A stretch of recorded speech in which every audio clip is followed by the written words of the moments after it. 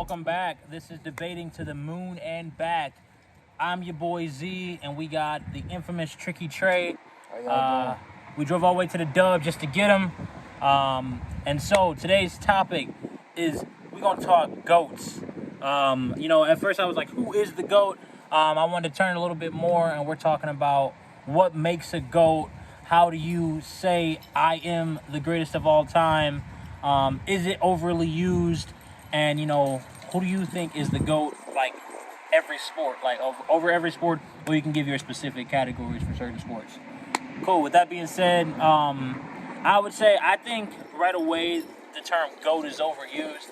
I think everybody thinks they have the GOAT DNA. Like I think honestly, it's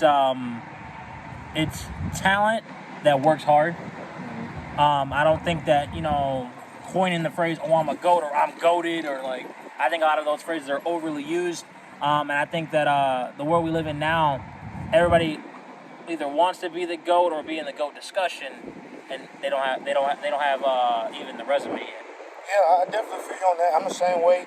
It's a little bit overused in the everyday sense, but when we talk about professionalism, professional sports, I don't think it's overused because you got to be in a certain category to even be discussed as being a GOAT. Like a certain tier, okay. Yeah, you got to be in a certain tier. So, like, when I think about, let's just use basketball, for example. Like, there's different categories and different things to put you in that GOAT discussion, but ultimately it comes down to, are you the best person on your team?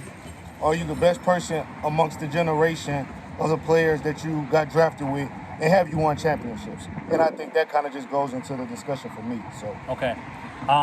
So then, to piggyback off that, right? You said it's generational. So GOATs can be from each generation. So you're saying like are you going to give it a GOAT mountain? Are you going to give it like a Mount Rushmore of GOATs? Or are you saying like there can only be one definite GOAT? Because, again, when there is a discussion of, the MJ LeBron always, who is the GOAT? This guy makes the GOAT. He's, 6 rings, and that's a lot of the people's argument. Right. Other people say, LeBron's numbers, and then they try to say he patched the stats. And then it comes down to like, again, them moving the goalposts. And I think that's really when it comes down to the GOAT discussion overall. Kind of like what irritates me the most is, how much they move the goalposts and how much, they're either for LeBron or like, against Jordan because of like the time period and whatnot. And to me, it got to be a Mount Rushmore just because, like with Jordan and LeBron specifically, they never played against each other, so we will never know. Okay. In Jordan's era, towards the back end when they started winning rings, Jordan was the best in his era. Then at the beginning, when Kobe came in, Kobe was the best for like that decade, and LeBron has been the best for the decade that he's been playing in and stuff like that. And it's kind of hard to say just one GOAT, just like I said, because they never played against each other. Okay. Or like they never was all in the league at the same time, and they all played in different style of NBAs, So Jordan league was physical.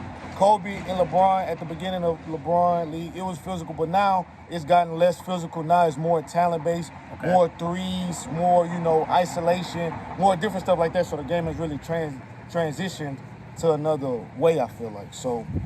Okay. And so I overheard the podcast, I Am Athlete, Brandon Marshall's podcast. Okay. And they had this discussion. And, when we put places on GOATs and who, is able to be a GOAT, Essay was saying that Serena Williams is the greatest athlete of all time. How do you feel about that? Like, do you feel like if she was a man, you can coin her as that? But because she's not a man, yes, she has 23. Nobody has 23.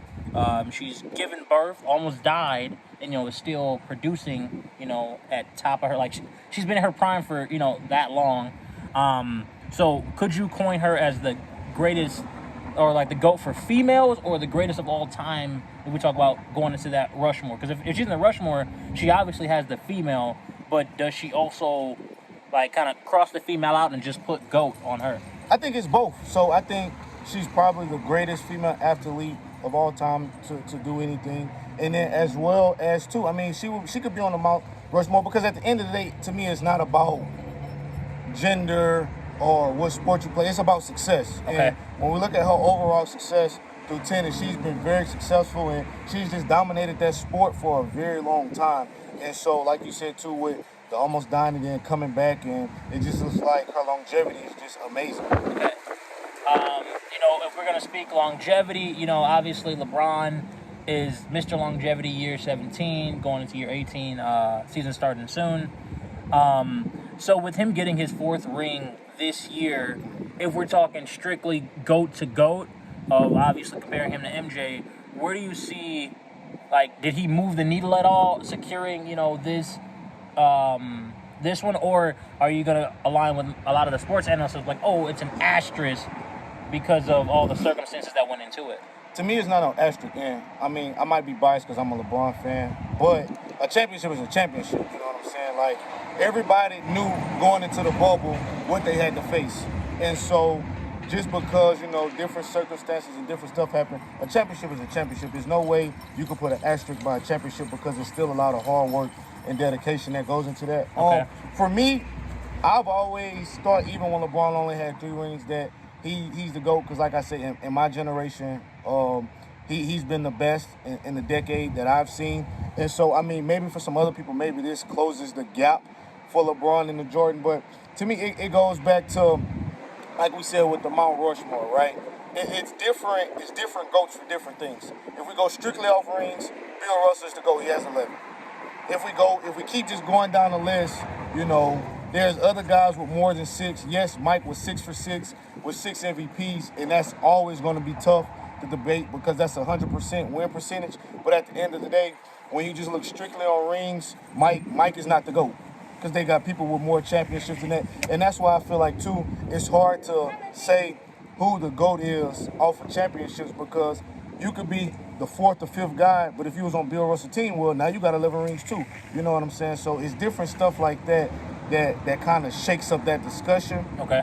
And so, yeah, but I definitely do think that he's closed the gap basketball-wise, because when you think about it, when LeBron retires, he'll probably lead every statistical category there is in basketball. Okay. The numbers on the sheet don't lie.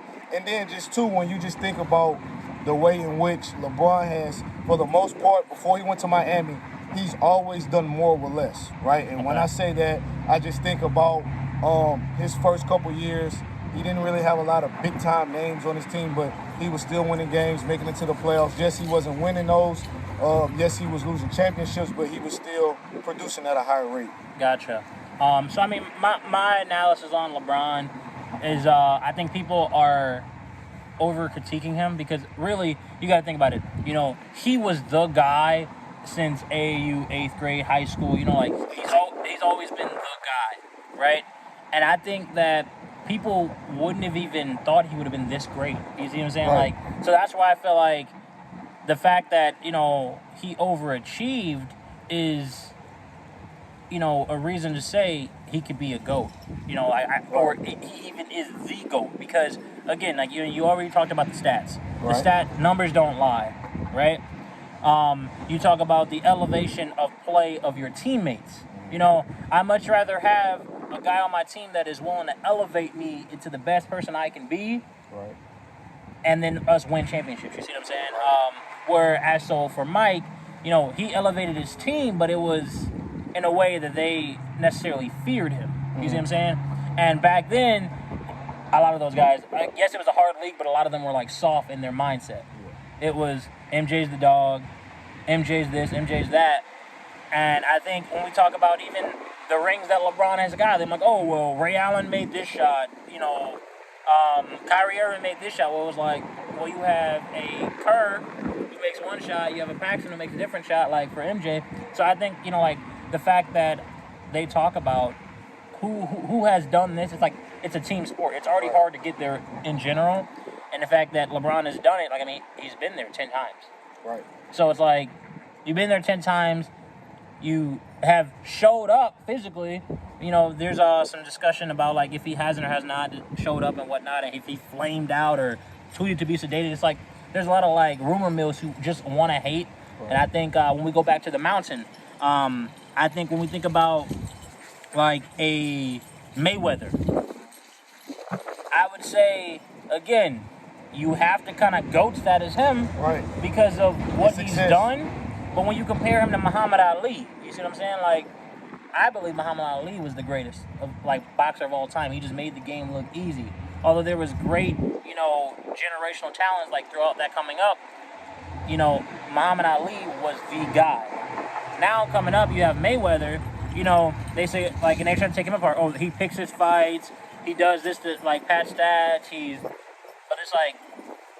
doing it. And I think again when it comes to sports analysis, there's always going to be someone who's going to critique on what the situation is.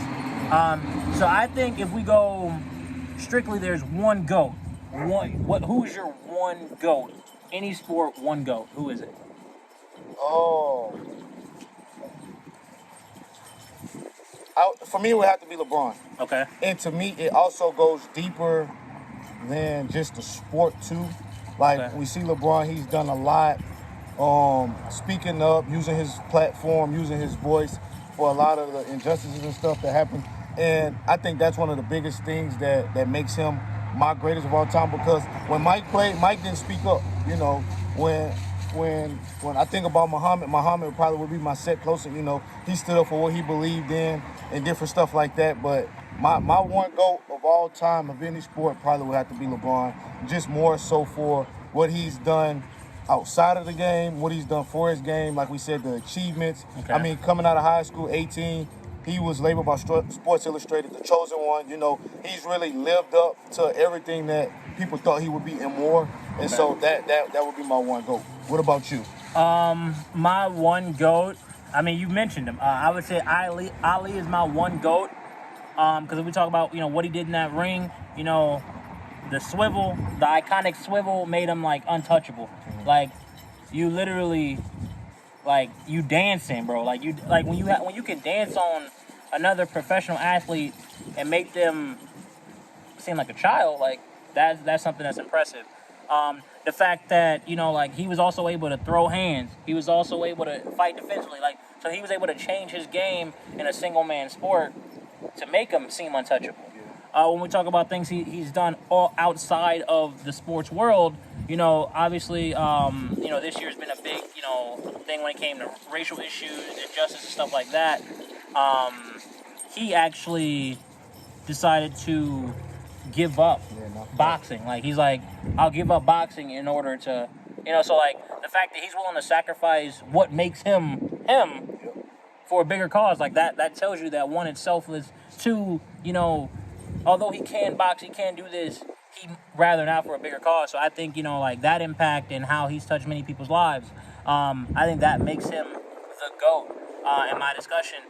Because, again, if we compare him to LeBron, he doesn't have to necessarily elevate people because it's a single-man sport. Right. So we're comparing a single man to a group of men, mm-hmm. right? And LeBron, yes, he was able to elevate a group of men, but when we talk about just the efficiency of it, again, when we go back to the efficiency, I'll take 10 times efficient. I'll take, hey, you made it to the finals 10 times. That's right. Efficient. You may not have succeeded, but that's like when think about when you go to high school, right? And everybody's running track. You don't hear, oh, I won first place at this. I made it to state. That's all you hear. I made it to state. You make it to state? No, oh, you suck. But you could have got thrashed in state. You see what I'm saying? Right. So I think that's just kind of a caveat I would like to put in people's ears when it comes to them knocking LeBron for what he's doing. Do I think MJ's better? Meh. I think if we talk, stature for stature, LeBron wins the physical battle, LeBron wins the stat battle, and then the fact that people are saying that LeBron can't guard Jordan just doesn't seem real, because again, when we think about who they were trying to say was supposed to lock up LeBron, Kawhi, Paul George. Didn't happen. They didn't, but these are two. Kawhi alone will probably be an all-time great defender. Yeah, he will. But they're saying that, nah, he'd get locked up by Mike. But it's if we talking post-game, I mean, LeBron is there for the post. LeBron is 6'8". If we're talking about off the dribble, I mean, we've seen what he's done, even in a physical league. If you think about it, in a physical league, now, instead of him, flailing, mm-hmm. because, again, he flails because he knows he can get away with it. Yep. You talking about hard body, you talking about dropping your shoulder, actually, a real man can't take as much just pounding. And I think again, if we flip the script, if we put Jordan in this league and LeBron in that league, I think we would end up having the same discussion. Yeah. I think that, they were like, oh my God, LeBron was so hard body. LeBron was so this. LeBron was so tough. LeBron didn't cry. I still think he might have moved like he always did because, he needed the experience. Like he was like, I need to know how to win, so let me go to a vet. He went to D-Wade. D-Wade taught him how to win. He go back to Cleveland, helps a younger guy win. Now he goes to L.A., own team, one injury, comes back a year later, wins with a young guy. Although, AD is potentially, top 5 NBA currently. Yep. And that goes back to the discussion, too, about, sorry to cut you off, but when we think about, like, LeBron missing the playoffs, if you take away the year that he was hurt last year, LeBron's only missed the playoffs twice in his entire career. And that just, to me, that just speaks and that just shows, like, how much of what he's done with less his first couple years, because he didn't win his first championship until 2012. LeBron came in the league in 13, so that means about 7 years he was with the lesser teams. He went to Miami the first year they lost. But other than that, I mean, just his body of work has just been phenomenal. Over his course of his career, it's just been phenomenal. All right, so we mounting our heads on a Mount Rushmore, right? Yep. We're gonna say you get 5. I know it's typically shorter, but you get 5. Okay. Who's there? Any sport or just basketball? Any sport. Okay. Tom Brady. Okay. LeBron. Okay. Jackie Robinson. Muhammad Ali.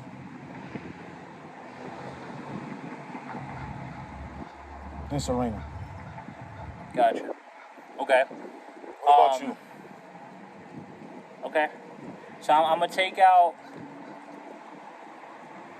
Let's see. I'm gonna go Serena. She gonna be head of my mountain just because we progress in saying females they should get their recognition. So she's definitely heading the mountain. Behind her, we're gonna go Tiger Woods. Just because again, like what I know about that world, he has done so much in the sense of what he's actually accomplished, what he did early on, and then the fact that he was able to come out of retirement and get back to that greatness. So he's on there. Muhammad Ali. And I probably go, again, like no disrespect to Tom, I go MJ LeBron. I put both basketball heads over Tom because, again, Tom was set up in a situation where if we compare him to Jordan, he was set up in a situation where the pieces got to him and he was able to thrive with those pieces. So it should make him the GOAT. But when we think about LeBron, the reason why I'm going to give LeBron over him is because LeBron has done more with less. Tom Brady's never had less. And if I compare Tom Brady to Mike, records unblemished. So that's what Mike's But also, too, though, Tom Brady also was less.